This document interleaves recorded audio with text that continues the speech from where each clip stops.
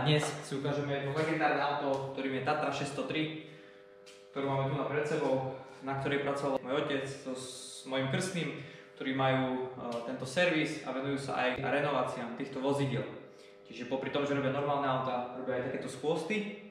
No a my si túto Tatru teraz kompletne celú prejdeme a povieme si vlastne čo a ako, potom bude nasledovať jazda. Poďme na to.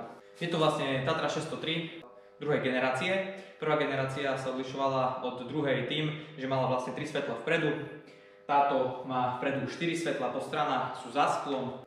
To je to prvé, čo si všimnete ako rozdiel na tých dvoch autách. Za mňa je táto dvojková už krajšia ako tá jedničková, ale to je vec vkusu samozrejme. Poháňaná vlastne V8, ktorú si ukážeme, a toto vozidlo konkrétne je vyrobené rok 71, jedno z tých posledných už, rok výroba si myslím do 76, bolo vyrobené nejakých 2422 kusov, nejak tak. Posledné modely mali už všetky napravy vlastne kotúčové, kdežto tie prvé mali ešte bubnové. A potom postupne mali iba vzadu bubnové a toto konkrétne už má vpredu aj vzadu kotúčové brzdy, plus plno vychytávok, krásny zelený interiér, tak si to poďme celé ukázať. Auto je vlastne po celolaku, bolo to kompletne celé odstrojené. Hodím sem fotky, celá kasňa bola prehrdzavená, všetko sa to pieskovalo, dával sa špríc, celolak tohto auta vyšiel, myslím, že niečo okolo 5000 eur, keď nie viac. Interiér nádherný. Dvere sa otvárajú stlačením tohto tlačítka a potiahnutím. Čo sa mi najviac na tomto aute páči, tak sú práve tie výduchy. Ten vzduchom chladený 8 valec, kde tadiaľ dovnútra prúdi ten vzduch, čo ale aj spôsobovalo to, že auto bolo v tých zakrútach mierne dotačové, pretože keď zafúkal mierny vietor, vzduch sa nahrnul dovnútra, karoséria sa trošku nadvihovala. Tým, že je poháňaná zadná naprava, tak sa niekedy stalo to, že auto dostávalo do pretačového šmiku. Tak, tu už máme kolesa R15. Auto je obuté na gumách Barum, ktoré boli originál vyvinuté pre toto auto. Mali by byť 90 výška a 184.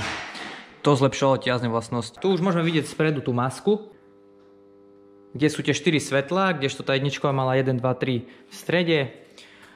Made in Českoslovakia. Auta Tatra sa vyrábali v Kopšivnice Tatra, neskôr sa potom vyrábali v Pšibor. A tieto nádherné vychromované chromy, ktoré sú ako zrkadlo, sú úplne bombastické. Čo je dneska nemalý peniaz za takéto chromy dať, keď ich chcete mať zas nachromované, pretože to ponárajú do tej, neviem čo to je toho roztoku, aby to takto vyzeralo. Tak sa to dosť brutál pálky. Na potvorenie prednej kapoty máme tomu, že kufor, môžeme povedať, keďže sa tu nadávali väčšinou nejaké veci, keď niekam niekto šiel. Toto slúžilo ako úložný priestor, keďže vzadu je motor. Tu nás sa nachádza nádrž, kde sa tankuje tu na zboku. Hej. Krásne. A toto baterka vlastne sa zasúva tam. Auto bolo robené na dve baterky, čiže na jednej strane jedna, na druhej druhá. Lenže tie baterky sú to drahé. A keďže chceli, tým, že to auto nebude jazdiť tak často, ako jazdilo niekedy, tak tie baterky potom po 2 rokoch odídu a za tie nehorázne peniaze sa to neoplatí. Preto sa tu dala normálna batéria a auto sa prerobilo na jednu baterku, čiže tá bude zasunutá na jednej strane. Tento deklik ešte sa tam zavrie, pif pof puf, toto sa dá koberček a môžeme tu mať obe díky, hej. Takto. Všimnite si, jak to auto bolo proste vyvárané, všetko. Brutalitka. Auto by sa malo ešte, tuším, rozlešťovať. Ideme dozadu. Nech si pozrieme to, čo nás tu najviac zaujíma. A tým je tento nádherný 8 válec. Dosahoval výkon 77 kW pri 4500 otáčkach, čo je celkom slušné, čiže je to nejakých tých 105 koní. Auto dosahovalo maximálnu rýchlosť 170 km za hodinu, lenže potom, keď zistili, aká je tá konštrukcia toho auta aerodynamická, keď to vyskúšali, tak to auto dosahovalo aj cez 170 km za hodinu, pretože malo odpor vzduchu, koeficient CV len 0,348 alebo nejak tak. Fakt, naozaj. Spotreba, keď si pýtate na spotrebu tohto auta, je nejakých 12,5 litra, čo nie je až také zlé. To podarilo bombasticky vyskladať. Tu je ten priestor, tá diera spomínaná na tú kľuku, kde sa dalo auto naštartovať aj zozadu, taká kľuka sa pretočilo a motor vlastne nabehol. A to je tu tá diera, nie je to len imidžovka. Tento motor je kompletne po generálke, vzduchom chladený 8 válec, ktorý, ako hovorí otec, sa nemá ako pokaziť, čiže naozaj spoľahlivé auto. Tieto auta sa využívali hlavne na dlhé trate. Používali ho aj tí politici a tí, čo mali viacej peňazí. Čo sa mi ešte veľmi páči, sú tie zadné sklá, ako akvárium, také rybičky. Keď máte doma takú kasňu so sklami, kľudne si môžete doma napúšťať vodu a dať si tam rybičky a máte tak akvárium, je to nádherné. Taká ponorka, je to jak ponorka úplne, brutálne. Hej, jak to sklo je. Otec vral, že strašne ťažko sa to osadzalo. A práve došiel otcov kamarát, ktorý má autobazár, došiel tu na pekné Mercedes, tak vybehne ho narýchlo stočiť, je to SL 280, myslím. Tak rýchlo vám ho stočím.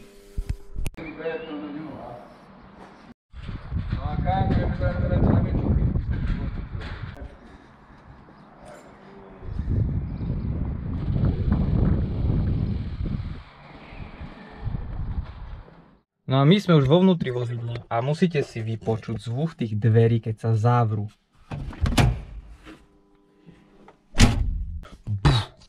Jak na tanku, ťahometer, hej, do 180 km za hodinu, nech sa páči. Ukazuje vám tam vlastne teplotu a koľko máme benzínu. Jednoduché, motor má najazdených 27 km, nech sa páči, 27 km. Nové auto. Auto je poskladané inak z nových dielov.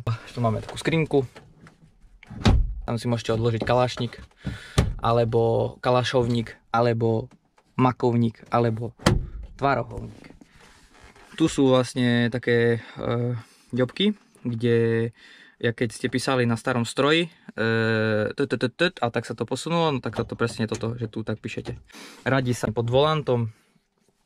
No a tu máme ručnú brzdu, manuál, 3 pedále.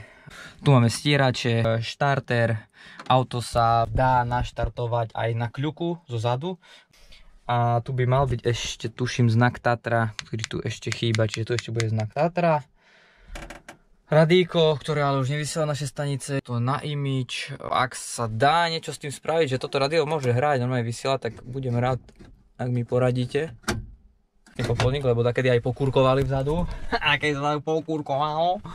No a stropnica koženka, ktorú robil môj krstný, čo ako naozaj brutál práca na to, že on vôbec není krajčír, alebo ako to nazvať, šič autopoťahov, tak to vedol bravúrne a vyzerá to fakt dobre.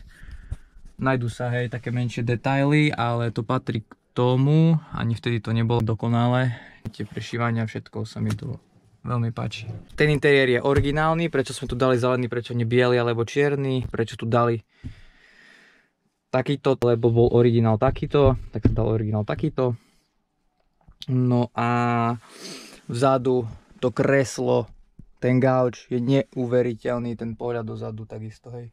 Jak z jakej ponorky von. Ja sa presuniem dozadu, aby som si vychutnal vzadu to sedačkovávanie. Ešte inak tu by mala byť taká páčka a tu sa dajú tie sedadla ešte nastavovať a posúvať. My sa môžeme nastavovať a posúvať. Áno aj, čiže tu s tou pačkou. Tu je čuplík. Neviem čo to je, to sa spýtam otca. Tu sa dá vlastne odklopiť ešte toto okienko, hej, smerom dovnútra dovon. To isté zadné, ktoré je tam, dá sa dať na vetračku. To si chvíľu skúsime. Máte taký vešiačik na kabátik. Sakečko, saté, na satéčko. Na sako, na saté. Satečko. A dvere sa otvárajú veľmi dobre. Inak toto sa mi páči, že tu nič nie je tu kľudné. Išla čajka a mohla držať takto zánožku. Takto si išli, že proste ničím tam nevadil žiadna ručná ani preradovačka. Ale pritom bol to manuál, hej, čiže sa radilo tu na. A toto je inak trúbka, keď to zatlačíte, malo by to trúbiť. A toto tu, to som si myslel, že je kúrenie, ale to by mal byť reproduktor. Spúšťa takto. No je klasika na kľúčku. A jak z ponorky, jak z tanku. Toto auto má už aj pasy. Inak toto auto by už nemuselo ísť na emisnú, keby to bol rok 70, lebo po 40 rokoch auto nemusí ísť, je to rok 71, čiže tento rok ešte to auto musí ísť. Už je vlastne po emisnej kontrole, ale po 40 rokoch, ak má vozidlo, už by nemalo ísť, nemusí ísť. Neviem, ak sa to teraz posúva, asi budúci rok už to nebude musieť, alebo neviem, jak to je presne. Takže tak. No a tu máme klasika stieračiky. Takisto si všimnite, to predné sklo je takisto riadne zaoblené smerom dovnútra.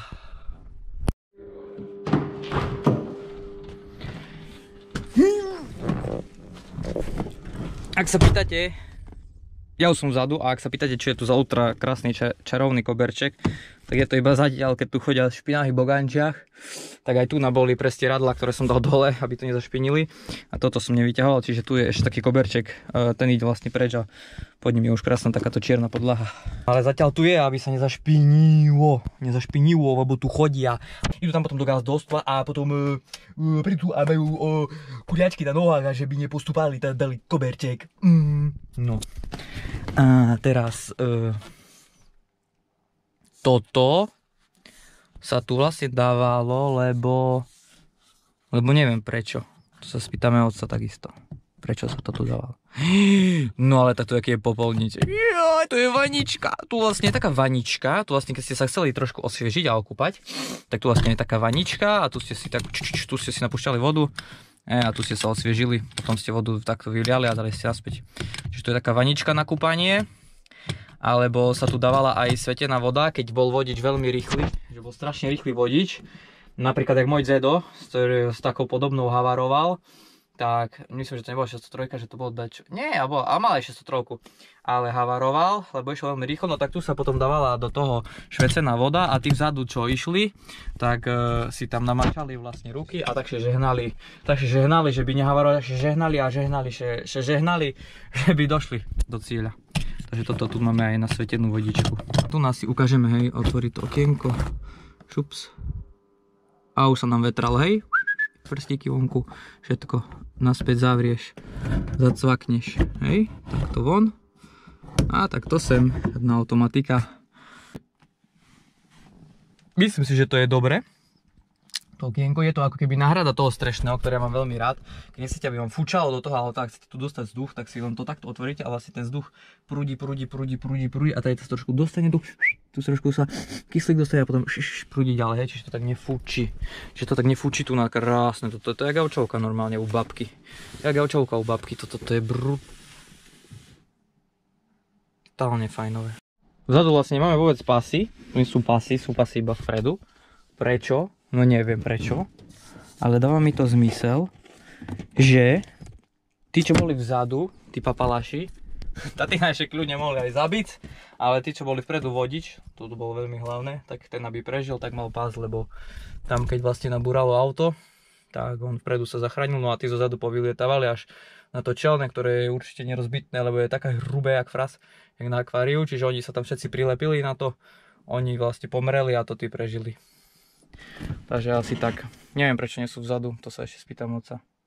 Aj keď toto tu je airbag, čiže tu keď udrel hlavu, tak to prásklo, no nie je to až také mäkké. No a teraz sa poďme pozrieť na to akvárium, čo tu je vzadu. Čiže to vyzerá bombasticky, úplne šupa, akože zaoblené tie tvary, vyzerá to jak v ponorke, sa tu cítim, čisto jak v ponorke. A veľmi sa mi to páči. A no neviem, jak tu budete ho pražiť slnko tu na tých vzadu, museli asi zhoreť, tu museli cítiť k skleníku. Ale zase otvorili si tie okienka a išli si svoje, proste to sa neriešilo, však dokedy nosili v lete tie mafoši, tie saka satea tie veci, takže kabatis. No a tu ešte môžeme vidieť taký úložný mini priestor, kde si mohol dať akú taštičku alebo nejaké vecičky. Celé je to podtiahnuté vlastne koženkou, všetko je tu koženka. Všetko to robil môj krstný, brutálna robota. Krásne to poobťahoval všetko, jak z fabriky. Hej, čiže tu je ešte koženka.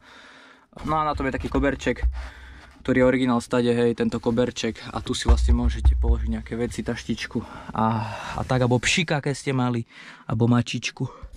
Čiže toľko k vnútru a my prejdeme štartu.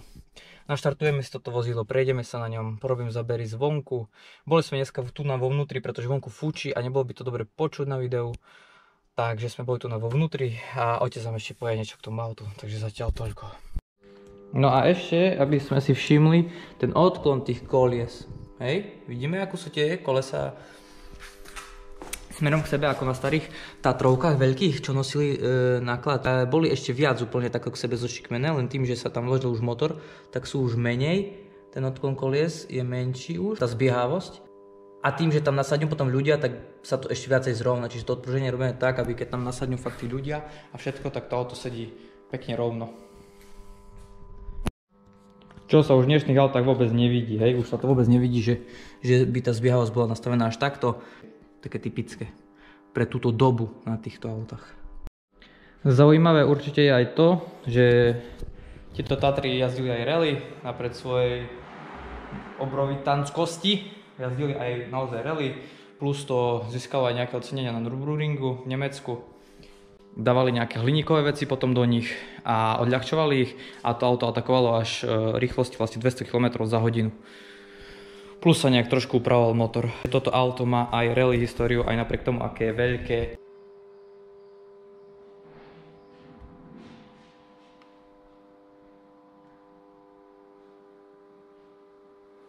Tu ma veľmi fascinujú tieto pasy, ktoré tu akože majú držať tú napravu. Na čo sú toto tu pasy? No to keď dvihneš motor hore, takže by trimával napravu. No by si potom nedal dolu koleso. Toto? No toto zachycí. Dvíhaš motor kasnú hore, no a koleso ide dolu. Aha. No aby si tak pošlo dolu, že by si nedvihnul so zviakom. Aha. No a toto tu zachycí, no a koleso stane hore. Jasné. No a my si dáme štarter.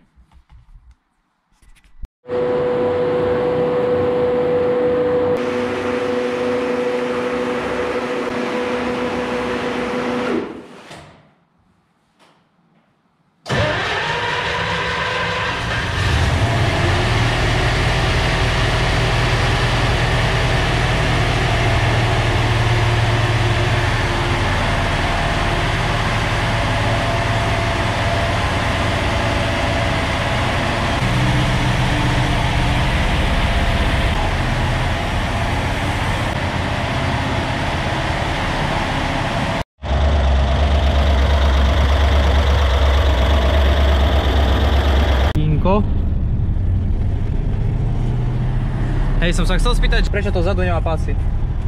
To nemontovali to tak. A že inak majú byť, hej? No tak sú tam to úplne. Aha.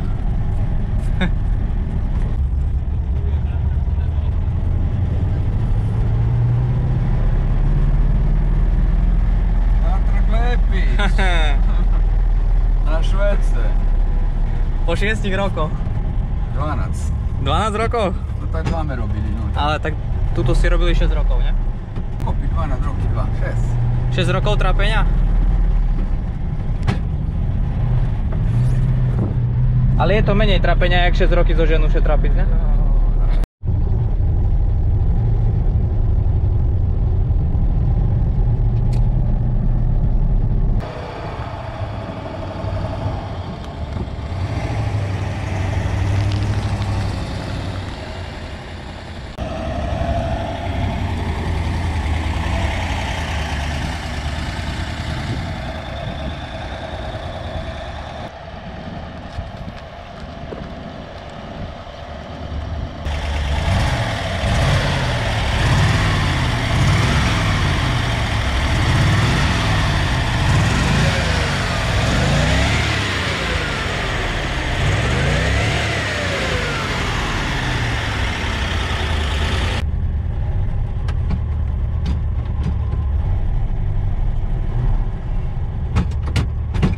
Piatečka je od teba a dole, ne? Hej.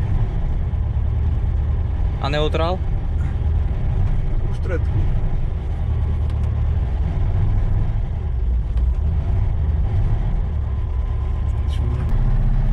Ďaleko do toho nezadu. Hej.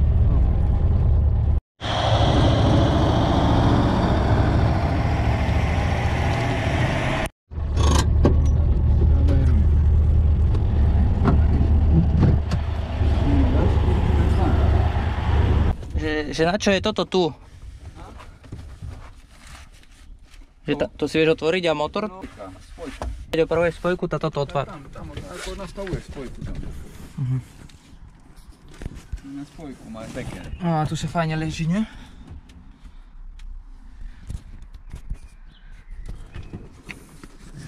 A toto tu? To je akože ručka na držanie, hej? No nie, zabíraš s tým. Že aj tu, aj... Aha, aj tu. Okay. A toto tu vešak na saka, ne? Satečka. No to vešak, ne? To je kľúka, ne? Kľúka, tu zdvíhak. Toto je zdvíhak? No a tam to kľúka. A zdvíhak sa jak podklada? To do toho. To má takú tu štúria, nuka. Tu do toho tu, hej? No. Štúri, no a normálne na hrebeň. A kľúka vlastne iba tu dáš do tohto. A nabehne ste skúšali, tak hej? To ešte skorej nabehne, jak do štartru, bo štartru dobíra kus prút náš, a toto len pretočíš, zapneš kľúčik a aj tu sa dá štartovať. Na gombík? No, keď opravuje, hej. Opravuješ a sebe tu naštartuješ, dáš do neutrálu a tu sebe ju naštartuješ. Takže 3 štartovania to. No.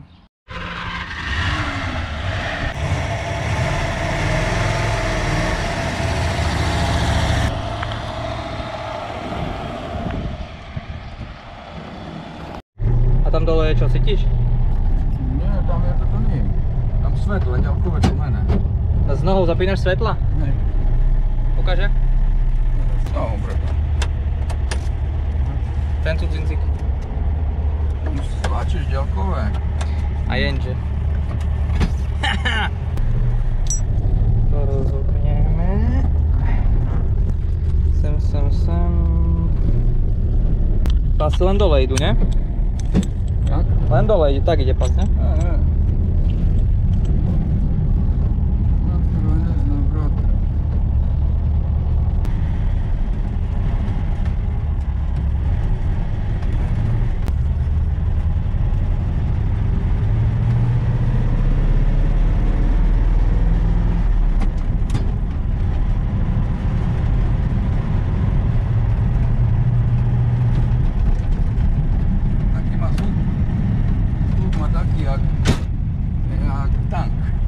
Hej, ja som hovoril, že dvere keď zatváraš tak na tanku, ne? Tank má taký zvuk. Pridaj jej.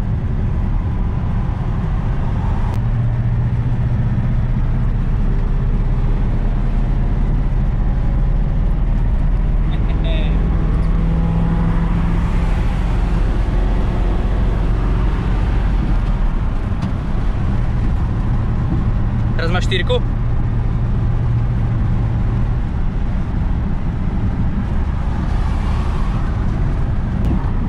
Ale pekný to má zvuk motora tam zozadu, tak to je.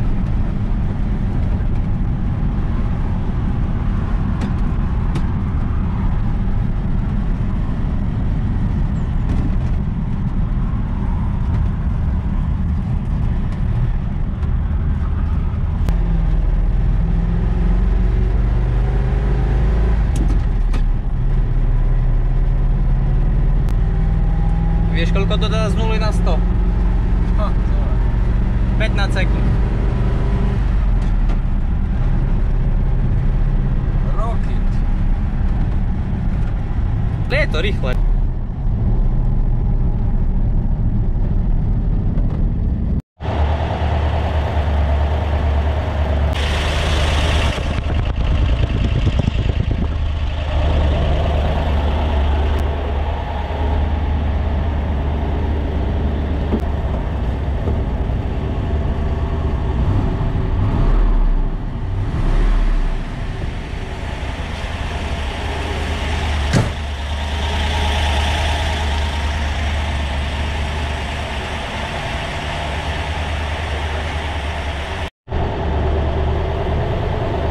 Ešte vymkli.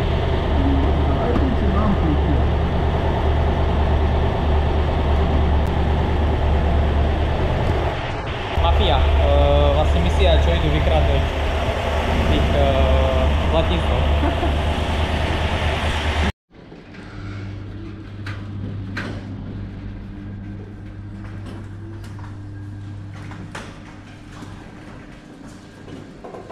Papo! Starter pack.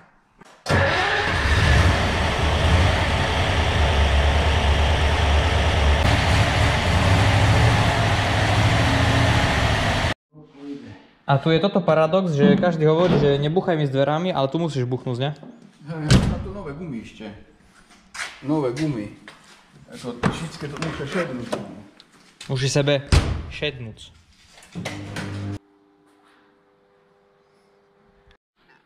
A tu na útrobách tejto dielne je tajomná komnata s kľúčkou, ktorú som ešte v živote nevidel.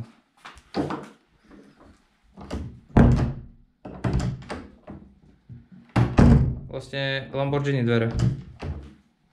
Lamborghini dvere.